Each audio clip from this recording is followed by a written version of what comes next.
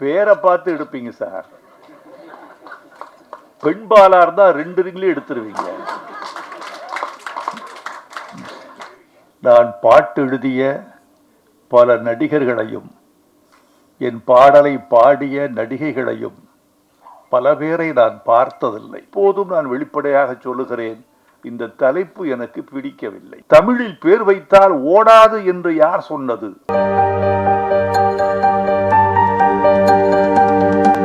added flavor to the movie அப்படின்னு சொல்லலாம்.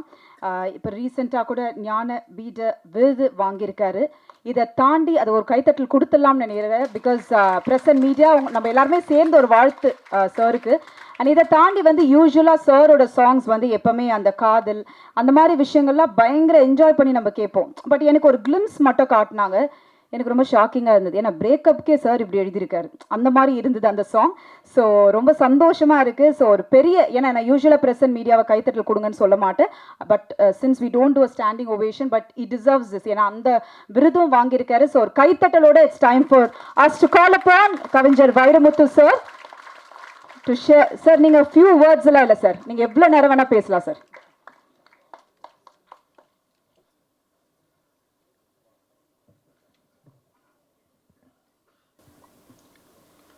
இயக்குனர் காந்தி கிருஷ்ணா அவர்களே, தயாரிப்பாளர்களே, விடை கொண்டு போன தம்பி ஜிவி பிரகாஷ் அவர்களே, மேடையில் அமர்ந்திருக்கும் மேன்மைக்குரிய கலைஞர்களே, நாயகன் அவர்களே, நாயகி அவர்களே, துணை கதாபாத்திரங்களே, பாசத்திற்குரிய பத்திரிகையாளர்களே, ஊடக உறவுகளே, கலைத்துறையின் முன்னணி முகங்களே, உங்கள் அனைவருக்கும் எனது அன்பான வணக்கத்தை தெரிவித்துக் கொள்கிறேன். முன்பெல்லாம் நிறைய கேடயங்கள் பெறுவோம். 100வது நாள், 125வது நாள், 175வது நாள் என்று அவ்வப்போது வெற்றி விழாக்கள் நிகழ்த்தி கலைஞர்களுக்கும் தொழில்நுட்ப கலைஞர்களுக்கும் கேடயங்கள் வழங்குவார்கள். அது ஒரு காலம்.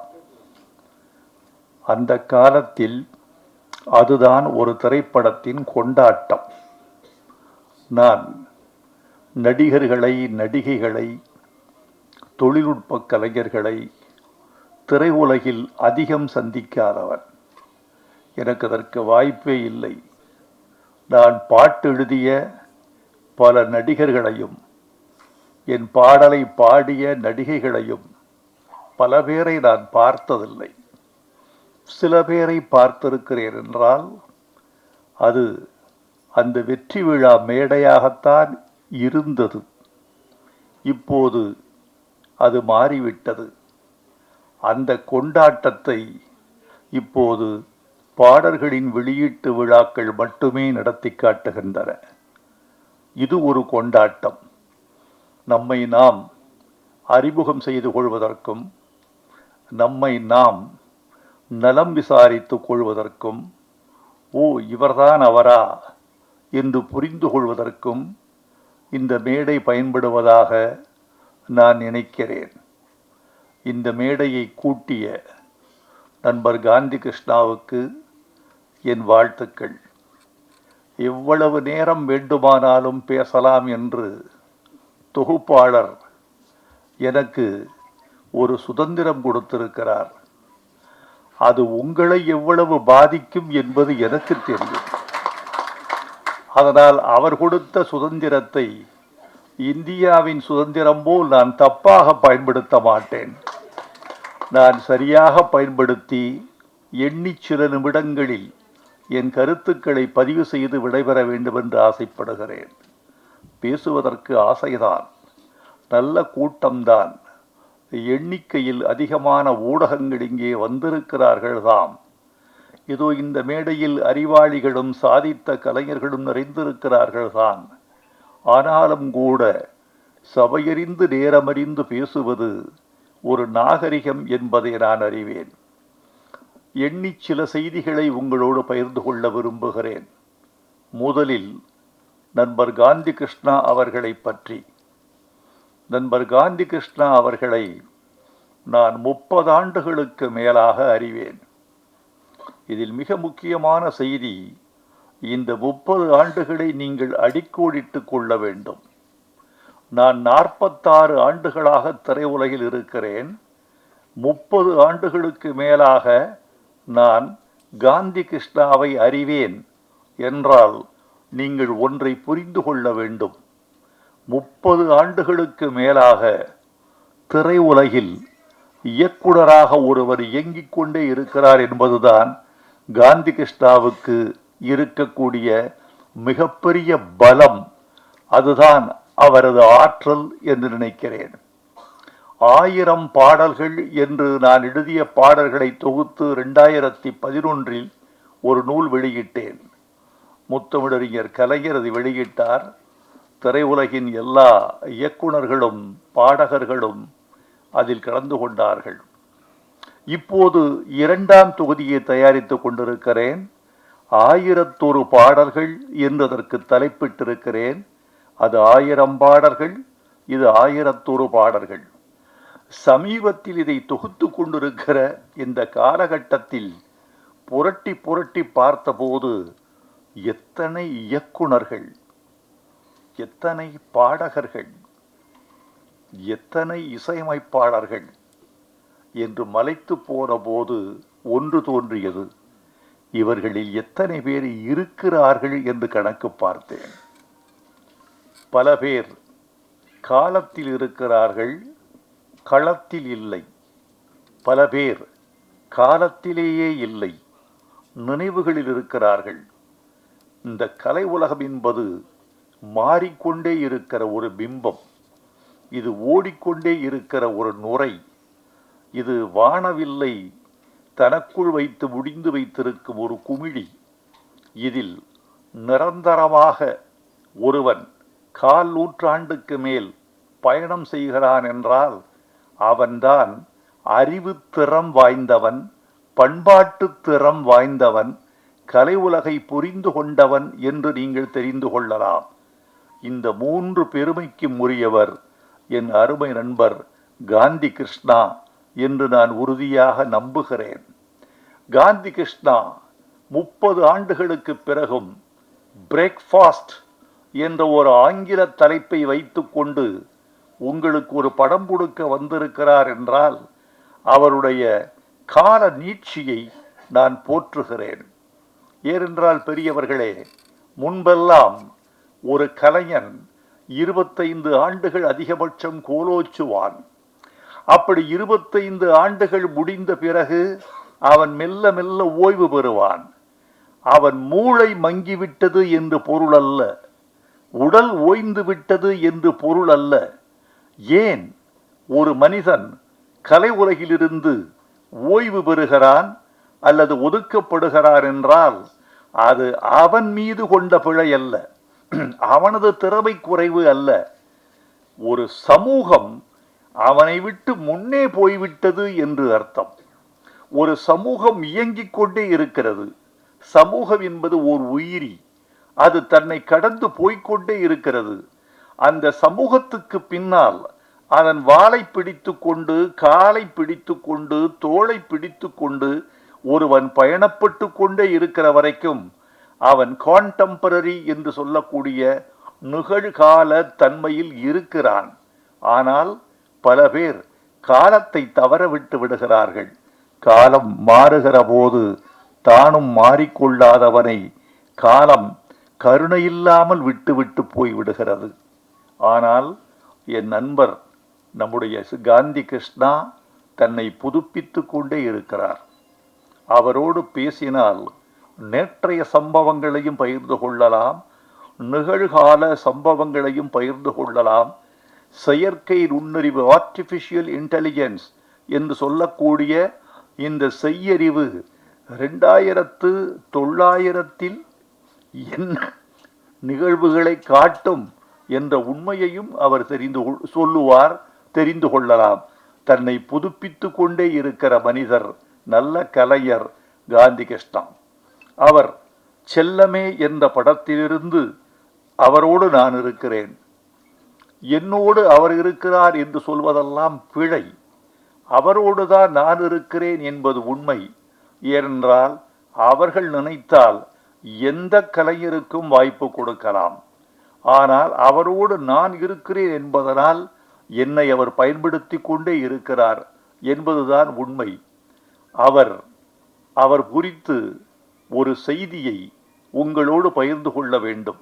இயக்குனர் சங்கர் ஒரு முறை அவரை அழைத்து கேட்டேன், உங்களோடு பணியாற்றிய நம்முடைய காந்தி கிருஷ்ணா என்னோடு பணியாற்ற வந்திருக்கிறார், அவர் குறித்து உங்கள் கருத்து என்ன என்று கேட்டேன். அப்போது சங்கர் சொன்னார், சார், அவர் அண்டர் எஸ்டிமேட் பண்ணிடாதீங்க. காந்தி கிருஷ்ணா எப்படிப்பட்டவர் என்றால் என்னை விட களத்தில் திறமைசாலி என்று எனக்கு சொல்லி அவர் பெருமையை உணர்த்தி காட்டினார் சங்கர். என்னை விட திறமைசாலி, களத்தில் பணியாற்றுவதில் வல்லவர் என்று சொன்னார். அப்படி தன்னுடைய குருநாதரால் நல்ல கருத்து சொல்லப்பட்ட ஓர் இயக்குனர் காந்தி கிருஷ்ணா. காந்தி கிருஷ்ணாவை பற்றி, இந்த படத்தை பற்றி ஒன்று சொல்லி நான் விடைபெற வேண்டும் என்று ஆசைப்படுகிறேன். இதில் அவர் கையாண்டிருக்கிற கருப்பொருள் இருக்கிறதே, பழையதாகாத கருப்பொருள். இது நேற்று வெளிவந்திருக்க வேண்டிய படம். சில படத்தை பற்றி சொல்லுவார்கள், இது 1987 வெளிவந்திருக்க வேண்டிய படம் என்று சில படங்களை சொல்லுவார்கள். சில படங்களை இது 60களில் எடுத்திருக்க வேண்டிய படத்தை 2026 இவர் எடுத்திருக்கிறார் என்று தள்ளிவிடுவார்கள். சில படங்களுக்கு இன்னும் மோசமான விமர்சனம் வரும். 2100 எடுக்க வேண்டிய படத்தை இவர் 2026 எடுத்திருக்கிறார் என்று சில படங்கள் தள்ளப்படும். கால ஒப்புமை, ரெலவன்சி என்பது ஒரு கலைக்கு மிக முக்கியம். இந்த படத்தில் அவர் கையாண்டிருக்கிற செய்தி ஆண் பெண் உறவு குறித்தது. ஒரு ஆண் பெண்ணை புரிந்து கொள்வதும், ஒரு பெண் ஆணை புரிந்து கொள்வதும், ஆண் என்ற வர்க்கம் உள்ள வரைக்கும், பெண் என்ற வர்க்கம் உள்ள வரைக்கும் இருக்கவே செய்யும். நீங்கள் புரிந்து கொண்ட ஒரு பெண்ணை இன்னொரு பெண்ணோடு ஒப்பிட்டு புரிந்து கொள்வது ஆகாது. ஒரு ஆணை புரிந்து கொண்ட ஒரு பெண் அதே அளவுகோலை வைத்து இன்னொரு ஆணை புரிந்து கொள்ள முடியாது. கணவனை வைத்து தந்தையையோ, தந்தையை வைத்து தனையனையோ, தமையனையோ ஒரு பெண் புரிந்து கொள்ள முடியாது. ஒவ்வொரு பெண்ணும் ஒரு உலகம், ஒவ்வொரு ஆணும் ஒரு உலகம். அவர்களின் ரசனைகள், அவர்களின் எண்ணங்கள், அவர்களின் போக்குகள் மாறிக்கொண்டே இருக்கும். புரிந்து கொள்ள முடியாது. ஒரு ஆண் பெண்ணை புரிந்து கொள்வதும், பெண் ஆணை புரிந்து கொள்வதும் உள்ள வரைக்கும் கலை இருக்கும், இலக்கியம் இருக்கும். இந்த கலைகளும் இலக்கியங்களும் உள்ளவரை ஆண் பெண் புரிதல் என்ற ஒரு மிகப்பெரிய சங்கிலி அருந்து விடாமல் ஓடிக்கொண்டே இருக்கும் என்று நான் கருதுகிறேன். அதைத்தான் இதில் செய்திருக்கிறார். நடித்த நாயகனும் நாயகியும் இந்த படத்தில் தங்களை உணர்ந்து செய்திருக்கிறார்கள் என்று சொல்ல வேண்டும். இப்போதெல்லாம் நடித்தல் என்பது என்ன தெரியுமா தோழர்களே? நடிக்க கூடாது என்பது நடிப்பு. இவர் வாங்கின காசுக்கு மேல நடிக்கிறார்னு சில பேரை சொல்லுவார்கள். 1 லட்சம் ரூபாய் வாங்கி கொண்டு ஏன் 5 லட்சம் ரூபாய்க்கு நடிக்கிறாய் என்று சில பேரை விமர்சனம் எழுத கேட்டிருக்கிறேன். 60களின் நடிப்புக்கும் 80களின் நடிப்புக்கும் பாரதி ராஜா வந்த பிறகு இருந்த நடிப்புக்குமான வேறுபாட்டை நீங்கள் உணர்ந்திருப்பீர்கள். நடித்தல் என்பது நடித்தல் அல்ல. இப்போது நடித்தல் என்பது இருத்தல். நீ இரு, பாத்திரமாக இரு, நீயாக இரு. உன் முகத்தின் தசைகளை அதிகமாக அசைக்காதே, உன் குரலை உயர்த்தாதே. உன் குரலுக்கும் முகபாவத்துக்குமான ஒருமைப்பாடு மீறாமல், சமநிலை அகலாமல் பார்த்துக்கொள். டப்பிங் ரொம்ப முக்கியமான விஷயம். நம்ம ஆட்களுக்கெல்லாம் தெரியும். அவன் நடித்திருப்பதற்கும் டப்பிங்கில் கொடுக்கிற குரலுக்குமான இயைபுத்தன்மை மாறிவிட்டாலே படத்துல ஒன்ற முடியாது. அந்த பாடி எவ்வளவு கேட்குதோ அதுக்கு தகுந்த மாதிரிதான் ஒலியை கொடுக்கணும் என்பது டப்பிங்கின் மிக முக்கியமான ஒரு இலக்கணம். அந்த மாதிரி இந்த படத்தில் இவர்கள் நடித்திருக்கிறார்கள். அவர்களுக்கு என் வாழ்த்துக்கள். திருமண வாழ்க்கையின் பிரச்சனை தான் இந்த படம். அகந்தை, ஈகோ, பணக்காரன், ஏழை, உன் நலன் என் நலன் என்ற பிரச்சனை தான் இந்த படம். இந்த படம் எனக்கு பிடித்திருக்கிறது. இப்போதும் நான் வெளிப்படையாக சொல்லுகிறேன், இந்த தலைப்பு எனக்கு பிடிக்கவில்லை. பிரேக்ஃபாஸ்ட் என்று நீங்கள் வைத்திருக்க கூடாது கிருஷ்ணா என்று நான் அவரிடமே சொல்லி இருக்கிறேன். ஆங்கிலத்தில் தலைப்பு வைத்தால் அகில உலகத்திலும் ஓடிவிடும் என்று உங்களுக்கு யார் சொன்னது? அப்படியானால் ஆங்கில படங்களெல்லாம் உலகத்தின் எல்லா படங்களும் ஓடி இருக்க வேண்டுமே. தமிழில் பேர் வைத்தால் ஓடாது என்று யார் சொன்னது? ரோஜா ஓடிச்சே இந்தியா முழுக்க. பாகுபலி அந்த ஒரிஜினல் தெலுங்கு, அது தொடக்கம், பிகினிங் என்பதுதான் அவனுடைய பொருள். பாகுபலி மாறலையே, தாய்மொழியை விட்டு மாறலையே, அதுவும் ஓடிச்சு. நான் இதை குறையாக சொல்லவில்லை, என்னுடைய ஆதங்கமாக சொல்லுகிறேன். ஒரு தமிழன் என்ற முறையிலும் ஒரு சொல், நீங்க ஒரு தலைப்பு வச்சிட்டீங்கன்னா 1 கோடி பேர் அந்த தமிழை உச்சரிக்கிறான். மறக்காதீங்க, 1 கோடி பேர் படிக்கிறான், 1 கோடி பேர் சொல்கிறான், 1 கோடி பேர் அதை எழுதுகிறான். அந்த படம் பார்த்தாச்சான்னு சொல்லுகிற போது 1 கோடி பேரின் நாவில் தமிழ் புழங்குகிறது என்று நான் நினைக்கிறேன். ஆனால் எல்லா படத்துக்குமே ஆங்கிலம் பொருந்தாது என்று நான் நினைக்கவில்லை. மொழி என்பது ஒரு குறியீடு என்று மட்டும் நான் புரிந்து கொள்கிறேன். தமிழில் எடுக்கிற படத்துக்கு தமிழில் தலைப்பு வைக்க வேண்டும் என்று நான் இந்த நேரத்தில் அன்போடு கேட்டுக்கொள்கிறேன். தவிர்க்கவே முடியவில்லை என்றால், இப்ப ப்ராப்பர் நவுன், அமெரிக்கான்னு படம் எடுக்கிறீங்க, அது அமெரிக்கா தான். மருந்துகளின் பெயர்களை ஆஸ்ப்ரோ, அனாசின், பேனசைட் ஃபோர்ட், மாண்டல்சோர் என்கிற பெயர்களை எப்படி நீங்கள் தமிழ்படுத்துவீர்கள்? அதெல்லாம் ப்ராப்பர் நவுன், அது அப்படித்தான் இருக்கும், அது அப்படித்தான் சொல்ல வேண்டியிருக்கும். ஆனால் டாக்டரை நீங்கள் மருத்துவர் என்று சொல்வதில் உங்களுக்கு ஒரு தடையும் இல்லை.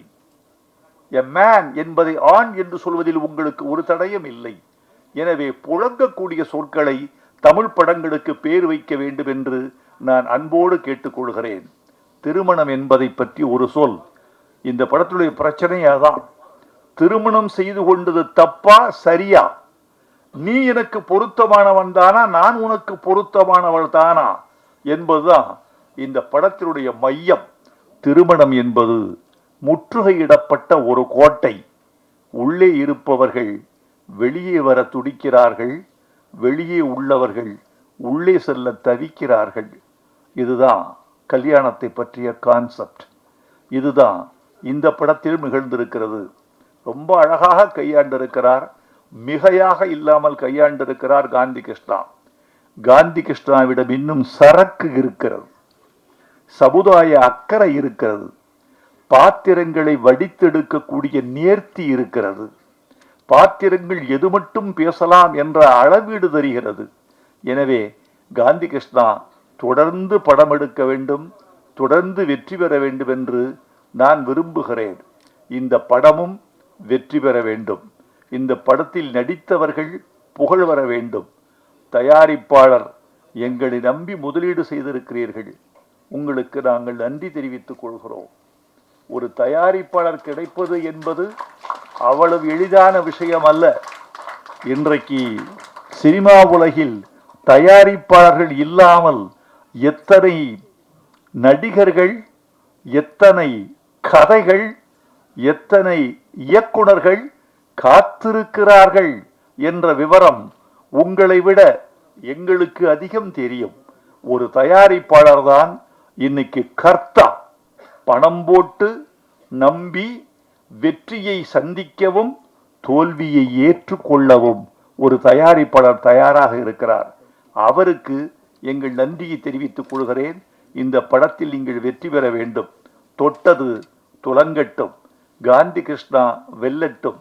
என் தம்பி ஜிவி பிரகாஷ் இசையமைத்திருக்கிறார். ஜிவி பிரகாஷ் ஒரு நல்ல நல்ல தம்பி. நான் திரையுலகில் ஆச்சரியப்படுவேன். எவன் ஒருவன் தொலைபேசி அடிக்கிற போது 3 மணி ஒலிப்பதற்குள் தொலைபேசியை எடுத்து தன் பெயரை சொல்கிறானோ அவன் வளர்வான்.